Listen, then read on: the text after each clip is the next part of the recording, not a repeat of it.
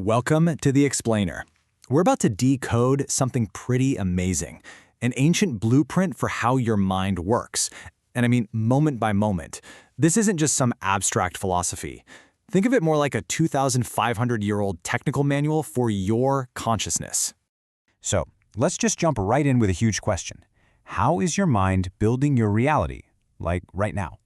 Because according to this ancient text, the Chachakkasutta, there's a very specific, almost mechanical process happening inside you at this very second, literally assembling your world from scratch. Okay, so to get how this whole process works, we first need to look at the raw materials, right? The Sutta breaks our entire experience down into two basic groups. These are the absolute fundamentals of how you and I connect with the world. So, check this out. On one side, you've got your 6 internal sensors. You know, the classic 5 senses, plus the mind, which is pretty cool. It acts as a sensor for things like ideas. And on the other side, the 6 kinds of external data they pick up on. You can see how they match up perfectly: eye for sights, ear for sounds, and so on. This is basically the hardware of our perception. Pretty straightforward, yeah?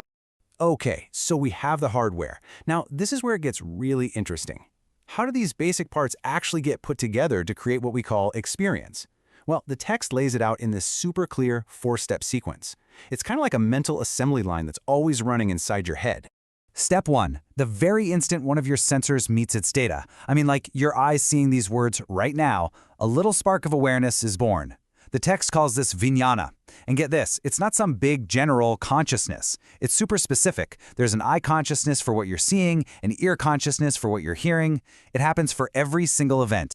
Okay, so when you get those 3 things together, the sensor, the data, and that little spark of consciousness, that's what the text calls contact, or phassa. This is the moment, the critical point where the outside world makes real, tangible contact with your inner world. It's like the point of impact. And what happens next is completely automatic. You don't even have to think about it. Every single one of those contacts, no matter how tiny or insignificant it seems, instantly generates this raw, pre-verbal feeling. It's like a signal. The Sutta calls this Vedana. In this raw signal, it's always, and I mean always, one of just 3 flavors: pleasant, painful, or just neutral. Think about the feeling of warm sun on your skin. That's pleasant. Now think about a sudden, loud, jarring noise. Painful. Before you even have a chance to form a thought about it, your system has already tagged it. That immediate judgment, that's Vedana. So you've got this raw feeling signal, and that signal immediately triggers the last step of the assembly line, a reaction. This is called tanaha, and I love this translation for it, the pull.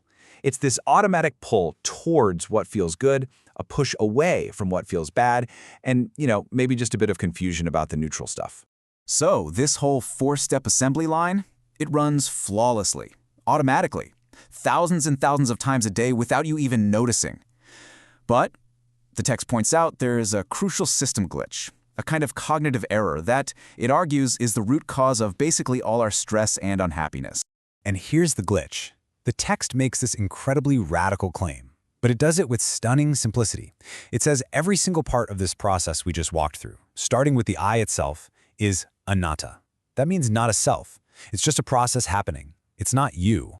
The logic for this is actually super straightforward. Think about it. Anything that just appears and then disappears, well, it can't be a stable, permanent core you, right? A sight comes and goes. A feeling of pleasure is here one moment, gone the next. The craving pops up and then fades away. Because every single piece of the assembly line is temporary, the text says none of them can be the real you. So this all leads to a crucial moment, a kind of crossroads. We have a choice. The text lays out these 2 paths for us. On one side, you've got the default path, the one we usually take, where we identify with everything. We think this feeling is mine. This thought is who I am. But then there's the other path, the path of release. That's where we just observe the process and recognize, you know what? This isn't mine. This isn't me.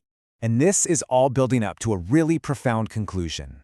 See, the whole point of this sutta isn't just to describe this machine to make us feel trapped inside of it. No, it's the exact opposite.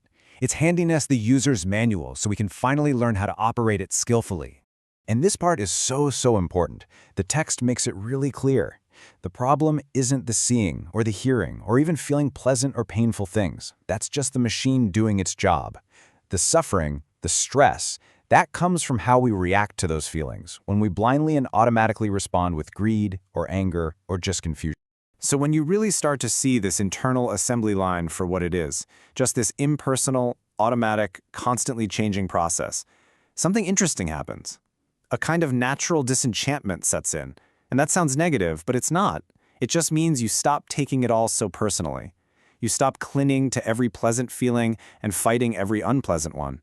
And in that letting go, in that non-clinging, that's where you find freedom. So what's the ultimate takeaway from this ancient blueprint? It's this. If you pay close enough attention, you can start to notice a little space, a gap, right between that raw signal of feeling and your automatic habitual reaction. And that space, even if it feels tiny at first, that's everything. That's where your power is. That's where you can choose. And that's where you find your freedom.